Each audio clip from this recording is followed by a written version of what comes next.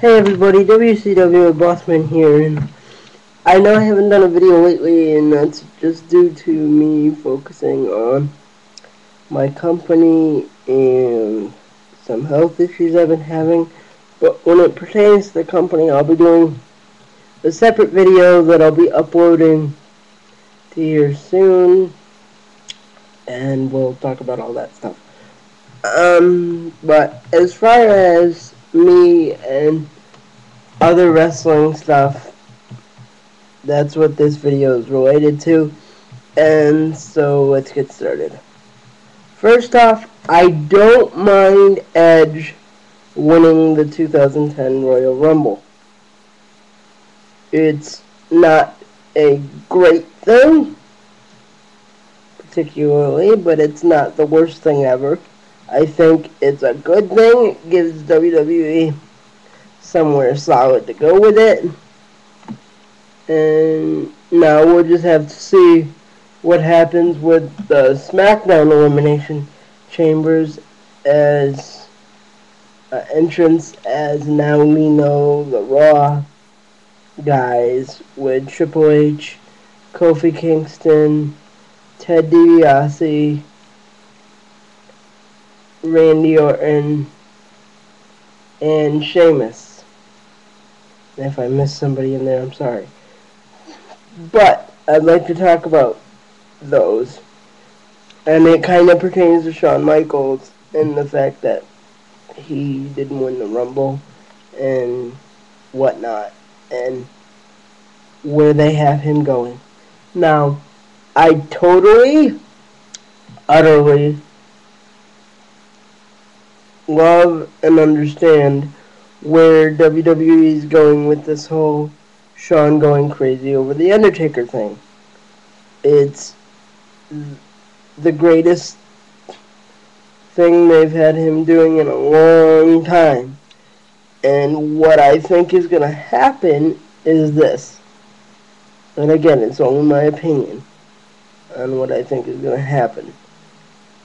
That he is going to find some way to get into the Elimination Chamber match on the SmackDown side, or he is going to attack somebody on the Raw side. Either way, I think Shawn Michaels is going to be in the Elimination Chamber, and that's how he's going to get to face Taker at WrestleMania. But I think it will be somebody,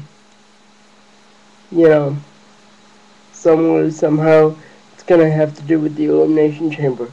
And the only reason why I thought this is because Shawn Michaels is on Raw, and Ted DiBiase and Kofi Kingston are in there. And not so much Kofi, but with Ted, you sit there and you wonder why they put Ted in there. I mean, I understand the whole disillusion of the legacy thing going on, and that would be the only plausible reason. But I think the other reason would be for Shawn Michaels to be able to jump him to get into the match. But that's only my thinking. Anyway, as far as that goes, like I said, I have no problem with Edge winning the Rumble and what they're doing with Shawn Michaels. I do think WWE missed the boat on the women's title thing with having Mickie James beat Michelle McCool in 8 seconds. That had no bearing on the Royal Rumble pay-per-view. They should have kept that for SmackDown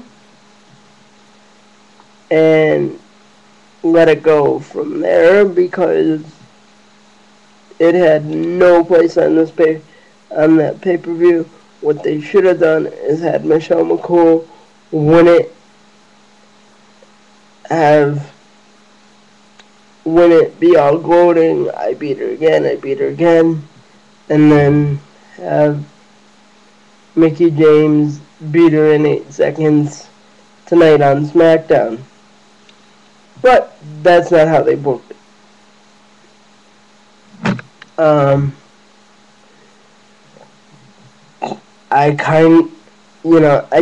And the Royal Rumble itself was extremely disappointing because I watched tape of it now, I guess you could say, and I don't like the fact that none of the young guys, and I've heard this stated a lot, but none of the young guys were given an opportunity to shine. And this is really going to affect WWE as Shawn Michaels winds down, Undertaker winds down, Triple H will eventually wind down. Batista's not a young buck. I mean, he hasn't been in the business that long, but he's still an older gentleman. You know, Randy Orton's not that young anymore.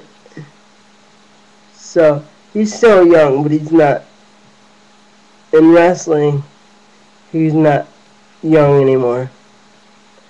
And I don't know where they're going to get their new crop of guys from if they keep it centered around the people it is, because it's not working. Case in point, people are not behind Sheamus one way or another. They don't boo him, they don't cheer him, they're just dead.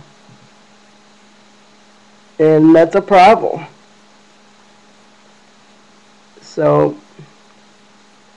I just wanted to talk about that, and I also wanted to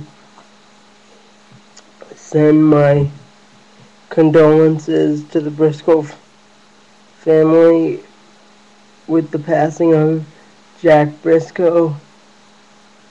Kind of came out of nowhere, but then again, I wasn't and am not really versed in what was going on with the Briscoes these days, except for knowing that Jerry was, part of the staff of WWE and stuff. But just wanted to give my condolences to the Briscoe family and thank you, Jack, for entertaining us for many years and being a pioneer in the tag team division and an NWA World Champion.